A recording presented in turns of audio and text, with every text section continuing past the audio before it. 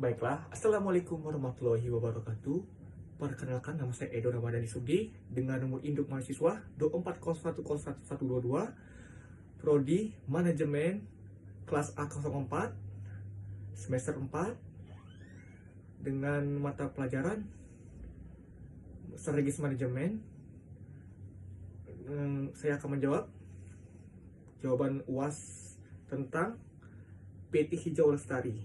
Baiklah, PT Hijau Lestari adalah perusahaan manufaktur kemasan plastik yang telah beroperasi selama dari 20 tahun di Indonesia. Dalam beberapa tahun terakhir, perusahaan menghadapi tekanan dari masyarakat dan LSM lingkungan karena limbah produksi yang mencemari sungai di sekitar pabrik. Menanggapi tekanan tersebut, PT Hijau Lestari memutuskan untuk mengubah strategis bisnisnya dengan pendekatan berbasis keberlanjutan dan menerapkan program CSR berbasis lingkungan. Langkah-langkah yang diambil perusahaan antara lain yaitu: pertama, menginvestasikan dana untuk teknologi ramah lingkungan dalam proses produksi. Yang kedua, membuat program CSR berupa pembersihan sungai bersama warga setiap bulan. Yang ketiga, memberikan edukasi lingkungan di sekolah-sekolah sekitar pabrik.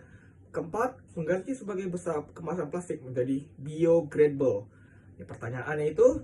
Yang pertama itulah analisis bagaimana investasi strategis PT Hijau Lestari mencerminkan prinsip manajemen strategis berbasis lingkungan.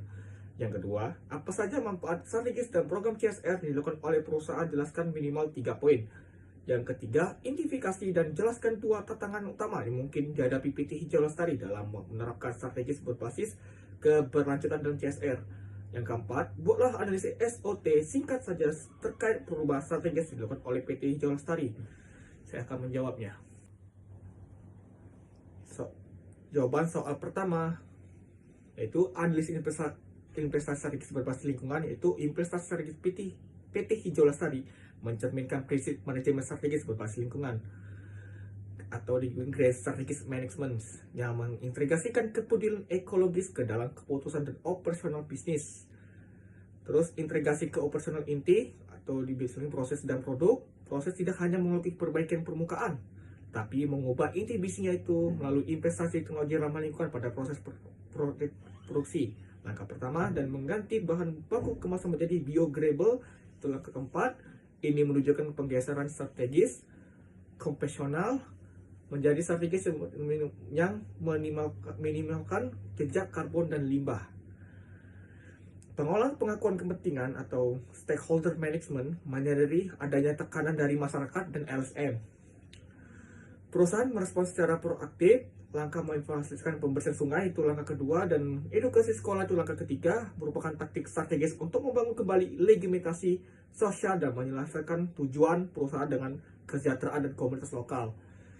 Terus jawaban soal nomor 2 yaitu manfaat strategis program CSR, yaitu minimal 3 poin. Yang pertama tuh meningkatkan reputasi dan citra merek, berimage, mengubah persepsi negatif publik akibat isu pencemaran sungai menjadi positif.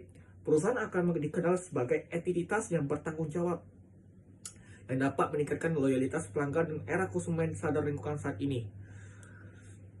Yang kedua, lisensi sosial untuk beroperasi, social license to operate, membangun hubungan yang harmonis dengan masyarakat sekitar dan LSM lingkungan, akan minimalkan risiko konflik sosial dan demonstrasi atau tuntutan hukum yang dapat mengganggu jalan operasional pabrik tersebut.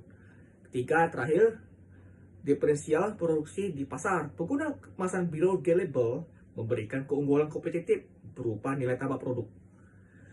Hal ini memungkinkan perusahaan untuk membidik segmen pasar baru atau premium, memprioritaskan produk ramah lingkungan. Jawaban nomor 3, 2 tantangan utama yang menerapkan strategis berbasis keberlanjutan dan CSR itu lonjakan biaya finansial di jangka pendek, investasi tinggi, mengosongkan anggaran untuk investasi teknologi ramah lingkungan, dan mengganti bahan baku plastik berefungsi ke material biodegradable yang biasanya lebih mahal, akan menekankan profitabilitas atau margin keuntungan perusahaan dalam jangka pendek. Itu konsisten operasional dan manajemen perusahaan internal. Mengubah budaya kerja perusahaan sudah berjalan 20 tahun tidaklah mudah. Perusahaan harus memastikan seluruh karyawan beradaptasi dengan teknologi baru sembari menjaga konsisten komitmen pelanggan program CSR. Bulanan agar tidak dianggap sekedar pencitraan atau greenwashing. Yang terakhir nomor 4, jawabannya analis SWOT singkat terkait perubahan strategis itu elemennya itu strength, kekuatan, pengalaman operasional yang matang lebih dari 20 tahun, dan kepemimpinan yang adaptif serta cepat mengambil keputusan taktis untuk berubah demi keberlanjutan. Kelemahan, weakness, rekam jejak pencemaran masa lalu yang merusak citra, serta tergantungan awal pada proses produksi konvensional yang menghasilkan limbah sungai. Yang itu peluang, opportunities, peningkatan tren pasar global maupun lokal terhadap produk lingkungan atau green consumption, dan potensi yang mendapatkan insentif atau dukungan regulasi dari pemerintah. Keempat, terakhir, ancaman, threats, tekanan atau sanksi hukum dari LSM pemerintah jika transaksi lambat serta risiko harga bahan baku kemasan biodegradable yang volatile atau mahal di pasar. Sekian, wassalamualaikum warahmatullahi wabarakatuh.